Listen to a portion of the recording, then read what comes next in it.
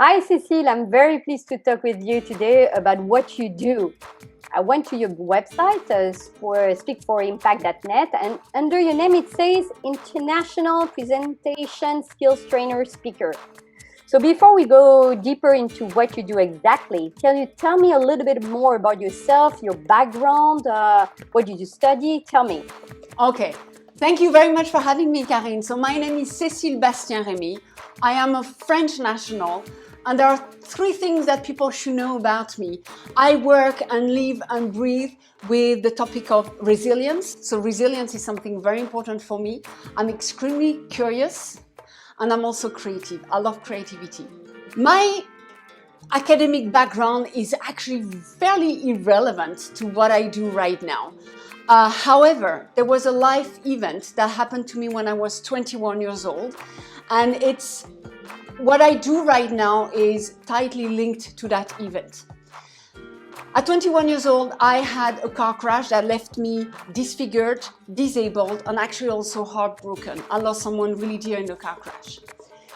Disfigured when you're 21 years old means that when you get out of the hospital, out into the world, you are automatically having to face the new reality of how you look by the way people see you. And one of the experiences I had was to be called a monster. And that really stayed with me. You were someone else. It was somebody else. I mean, it was on a car park. And I passed by. It was just, very quickly after I left the hospital. And yes, I was still, imagine when you have like 28 hours of surgery on your face, how you look. I mean, it was all bruised. I still had my teeth linked with one another. My face was really swelled up. I was extremely thin. I mean, I'm quite tall, but I was really, really thin. And the color of my skin was yellow, and everything, when you're completely bruised up, this is what you see. And that completely killed my self-confidence. It's horrible what you went. But, life doesn't, you can't stop your life because of that. So, eventually I recovered so much so that I could function as an adult. So I started to have a career.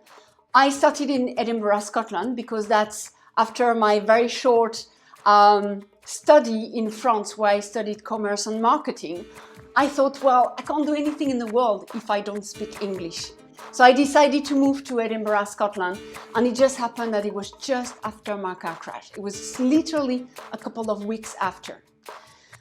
But there I learned English, and there was really, for me, that culture gave me an open door to opportunities. I could do pretty much everything I wanted. Now, completely by accident, I started to sell financial databases and risk management software. And, I felt that I was successful with my work. Life, took its own course, and eventually 10, 15 years later, I ended up in Geneva. And that's when I started tapping into the communication industry there. How is that? I mean, how did you end up in communication? There was this, I just had my first baby girl, and there was this advertisement where somebody was looking for a salesperson, and I've done sales pretty much all of my life.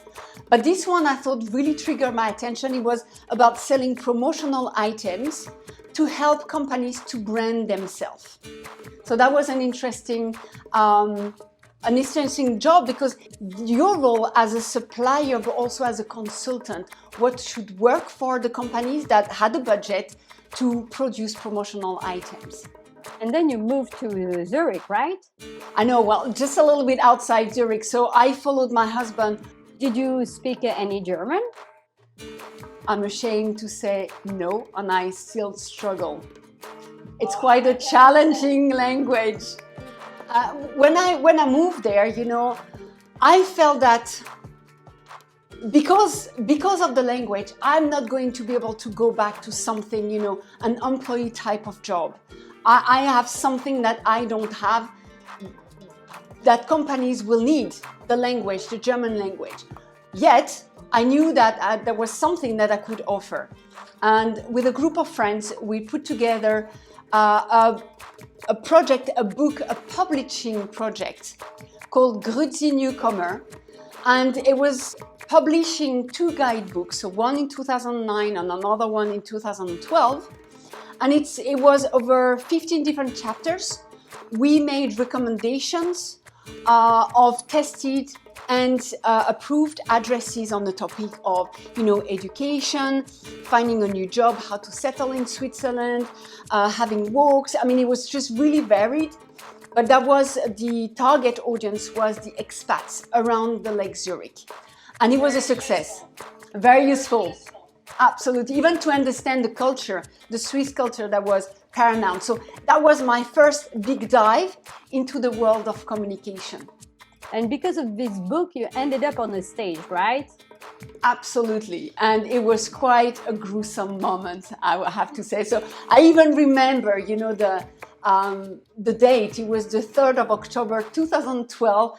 And for the little anecdote as well, I just stopped smoking 3 days before that. Bravo. Okay. Since I haven't touched a cigarette. So thumbs up on that. But yeah, I mean, somehow what I told you before about, looking at what people think and the perception that what others have of me, the monster stigma just came full blast. I mean, full blast. I had panic attack there on stage. I got really emotional. My speech was not well built. I mean, I didn't prepare enough. So everything that could go wrong went wrong. I even had a stutter, I think, at some point I couldn't get rid of. I completely bombed.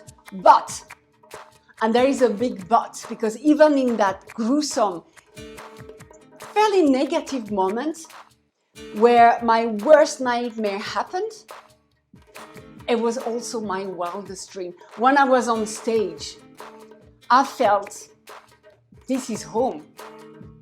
This is where I should be. And that's what's happening now. That's the moment when you became the new you, right? It was some sort of, the rebirth. Okay, and that's what I do now. It's everything about communication. This is my job, this is my life, this is my passion. I'm a corporate trainer on the topic of communication. I'm a speech coach. I've also teach applied communication as a faculty member, and I am also a conference speaker.